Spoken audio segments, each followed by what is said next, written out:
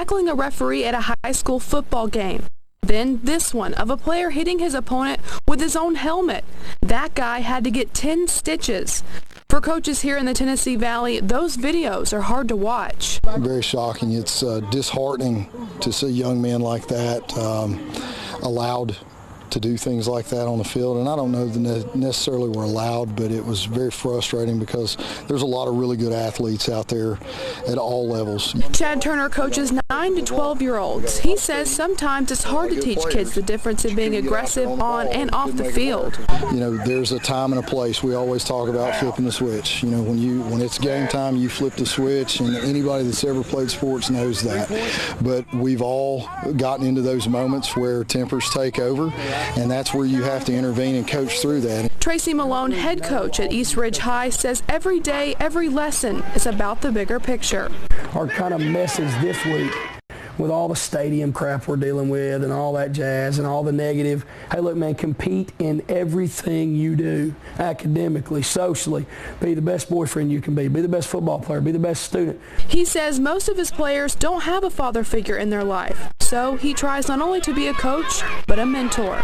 And I hope that 20 years from now, that's where we start seeing the victories. These kids are graduated, their dads, their husbands, they've not walked out on their family, they're doing the right thing, they're back in East Ridge, they're giving back. I mean, so I don't know if we can, we're 4-0 right now, but I don't know if we can really count our wins until 10 years from now. Both coaches say if a player shows signs of violence, they make sure to fit in one-on-one time with that player to help them learn how to channel their behavior. Alyssa. Brittany, thank you so much. The students in both of those videos were suspended from the game.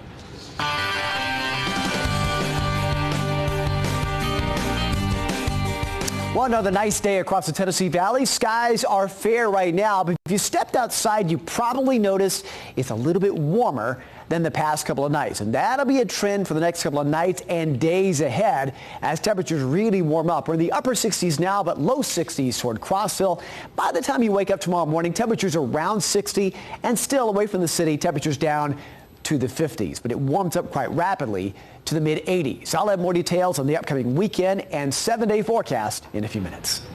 David, thank you. A shootout in Meigs County Wednesday morning left one man dead and another in critical condition. Meigs County Sheriff Jackie Melton says the incident happened on Moore Cemetery Road just after 2 a.m. That's where investigators found 52-year-old Timothy Johnson dead at the home of his nephew, 28-year-old Larry Johnson. According to the District Attorney General's office, Timothy showed up at the home to confront Larry about the theft of his prized gamecock. The two evidently got into some kind of argument. Gun was drawn and shots was fired, with both being hit and one fatally. No charges have been filed at this point. The Meigs County Sheriff's Office is working with the TBI to complete their investigation. An early morning shooting lands a person behind bars in Hamilton County. Chattanooga police say Willie Eugene Woodruff asked Michael Shaw for a ride to get beer at King's Lodge early this morning. Shaw agreed to drive him and told him he had a pistol in his truck. Police say once Woodruff requested to get out of the car, he grabbed the pistol and shot Shaw. Shaw said he followed Woodruff in his car until police showed up and arrested him on South Willow Street. Woodruff is facing a number of charges tonight, including aggravated assault, felony reckless endangerment, and felony possession of a firearm. Meanwhile, Shaw is expected to be okay. A Hamilton County grand jury has charged a corrections officer with misdemeanor assault for an incident caught on surveillance tape last month. Here you see Officer Daniel Hendricks struggling with a female inmate, Leslie Hayes, on August 19th at Hamilton County Jail. Today, the grand jury returned a true bill indictment concerning this and charged him with misdemeanor assault. Hendricks has been arrested and processed into the Hamilton County Jail. He's since been released on bond. Plans for a new inland port near Chatsworth is rattling Maury County residents tonight. Governor Nathan Deal recently announced new plans for a 388-mile rail route between Chatsworth and Savannah. A new port CSX says will be called the Appalachian Regional Port is also included in those plans. Tonight, this is just one of many signs that have popped up in Maury County opposing the project to build the facility in their neighborhood. Residents have also started a petition against it. Just because they have a memorandum of agreement does not mean that this is a done deal. There are still several steps that they're going to have to go through in order to place this port here. There will be a meeting on October 8th at the Cisco Baptist Church. The group opposing says all dignitaries have been invited to talk about the plans they have. We reached out to Commissioner Brittany Pittman about the project today. We have not heard back. A massive fire in downtown Chattanooga has been contained. A fire at the metal scrapyard broke out just before 2 o'clock today on Rossville Avenue and Myrtle Street. The plume of smoke from the fire could be seen from miles around. They're going to have to get some machinery to pull the pile apart, and so they can kind of wet it down and put out all the hot spots. So that's going to take some time to get that done. No one was hurt in this fire. The cause has not been determined. Chattanooga Unite was a hit for many, with dazzling musical acts and emotional speeches. But after the fireworks ended and people left, work was still left to be done by city officials. The Public Works Department spent several hours last night and this morning picking up the hundreds of pounds left of trash behind and emptying the recycle and trash bins. Not somebody else's responsibility to clean up your own trash. We'll get it taken care of and cleaned up, and it'll all be forgotten about in a few days. Sure. As far as the trash. Event organizers estimate that roughly 80,000 people attended a portion of yesterday's event, and nearly $300,000 was presented to the National Compassion Fund, which helps the families affected. Well, police say they made 4 arrests last night at the Tribute on the River. Police Department spokesperson Kyle Miller says 3 of them were arrested by Chattanooga PD, the other Hamilton County Sheriff's Office. The one arrest by the Sheriff's Office was on a warrant. The other 3 were for public intoxication and disorderly conduct. Yesterday's free concert on the riverfront was called Chattanooga Unite, but one speaker's comments are being criticized for being divisive. Here's a portion of what 4-star Navy Admiral James A. Lyons had to say. They all failed, but none more so than the Obama administration.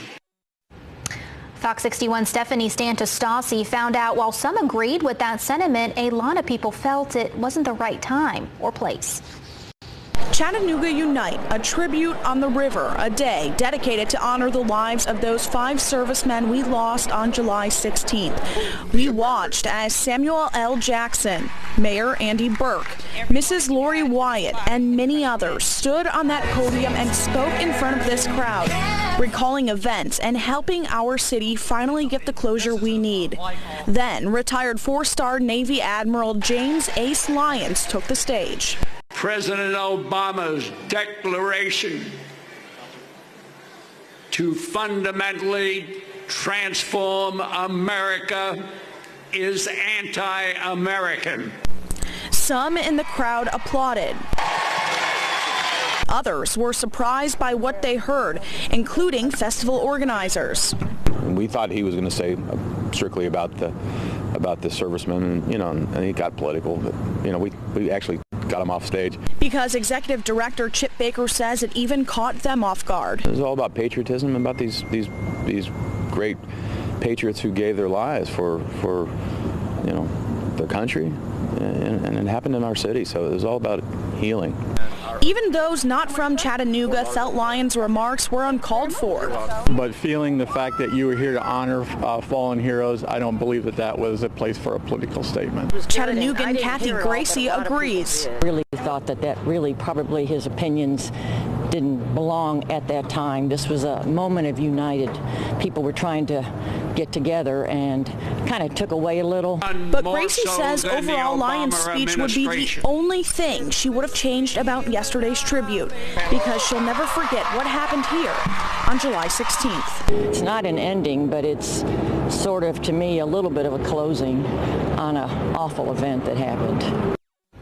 Stephanie Stantostasi with that story. A quick online search shows that this isn't the first time Admiral Lyons has been outspoken against the Obama administration.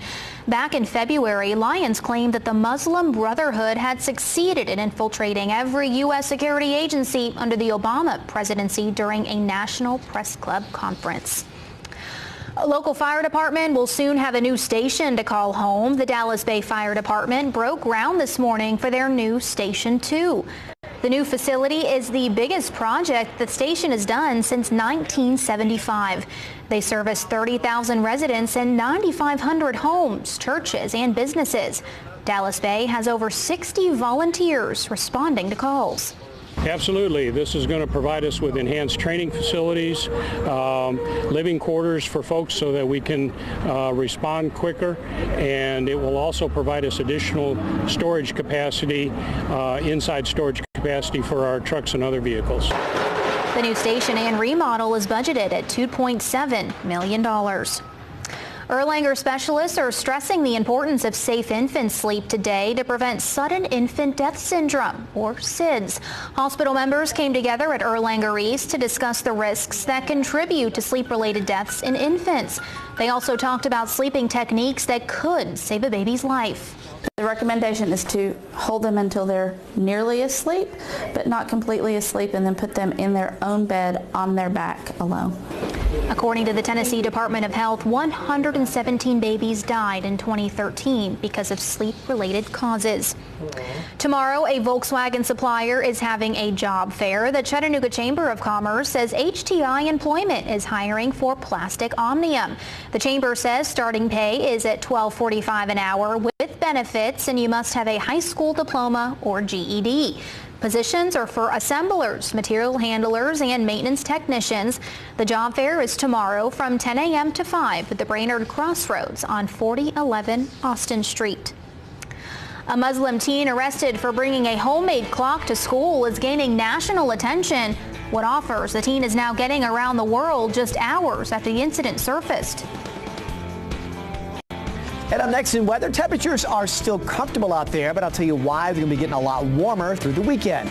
More on that weekend and 7-day forecast after the break.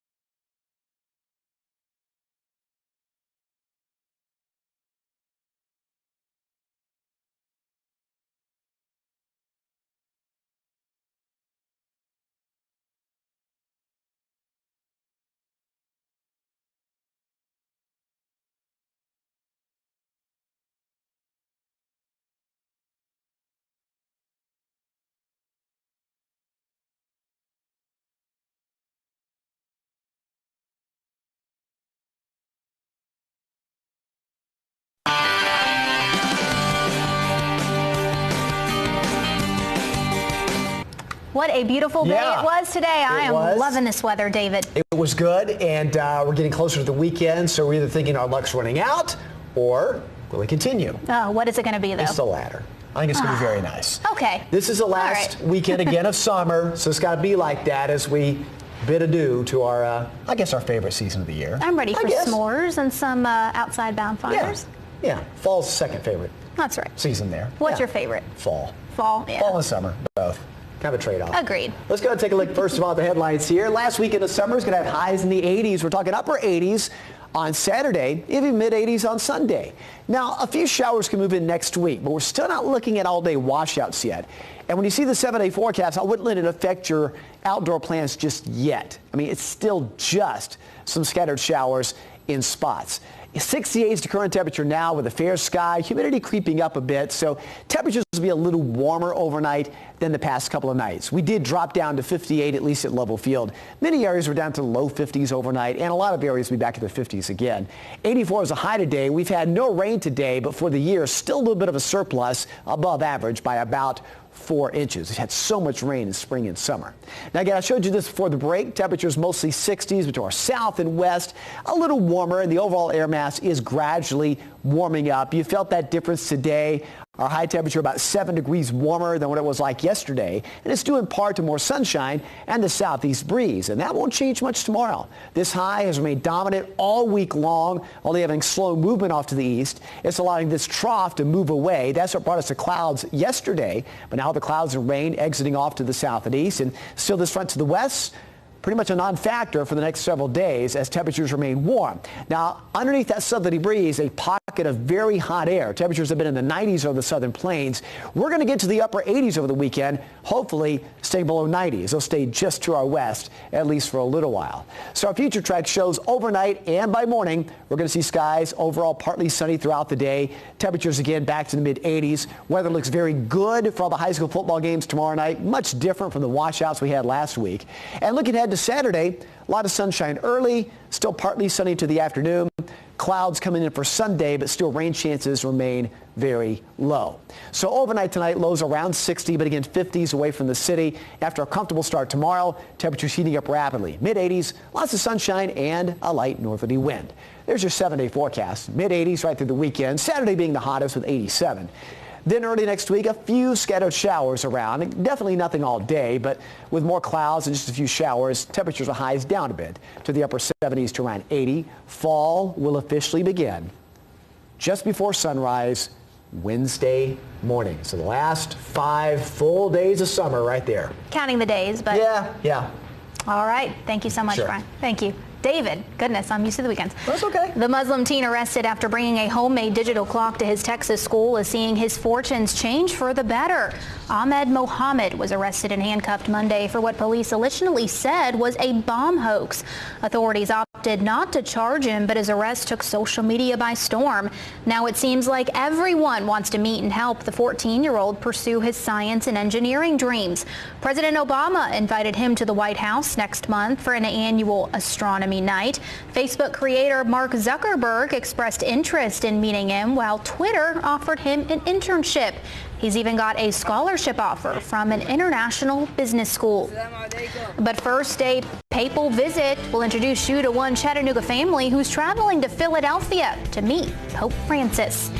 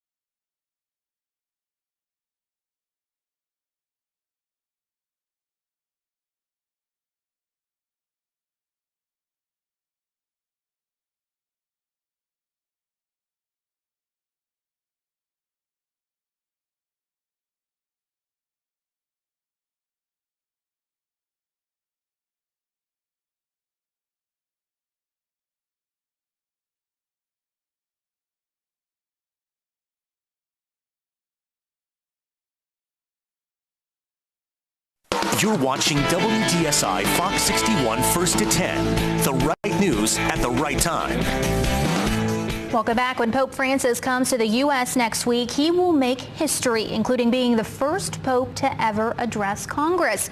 He'll also visit President Obama at the White House and speak at the 9/11 memorial. Calvin Sneed tells us about a local family that will be attending one of his events.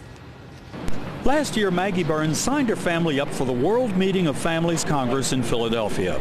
The purpose of the Congress among Catholic families is to bring them together spiritually. To pray together, to work hard together, and to give to others and be of service. Imagine her excitement when she was told that everybody who'd registered for the Congress will now also get tickets to see Pope Francis during his papal visit to Philadelphia in a week. I'm sure I will be overwhelmed and tearful and joyful and feel very blessed. Her daughters can't wait too. Maisie wants to hear from the man often referred to as the People's Pope. I'm excited to see what he has to say. Her sister Emma has a different idea. I'll probably buy a lot of merchandise and stuff. All right, combine these two clues and make an inference. In Ms. Burns' 7th grade language class, a lot of her students are wishing the family well. It's very exciting. I really want to go, but I can't. I got to go to school. Are you jealous? Yes. And what's the one question to put to the People's Pope? Would you take a selfie with me? A selfie? Yes. And he'd probably do it. Probably. Maggie Burns says he's just that kind of pope, and she can't wait to see him. He is a game changer as a pope, and I will just cherish the memory of having the opportunity to be in proximity of him. Will you take a selfie? Cool question. Calvin Sneed with that story. The papal visit begins Tuesday in Washington. On Thursday, Pope Francis will speak to a joint session of Congress.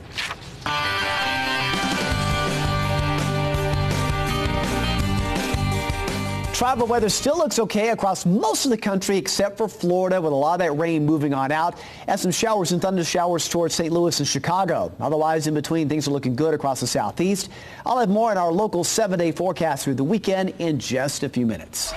But first in sports, Dave Staley will join us with a preview of one of tomorrow night's big games on the high school football schedule. Sports next.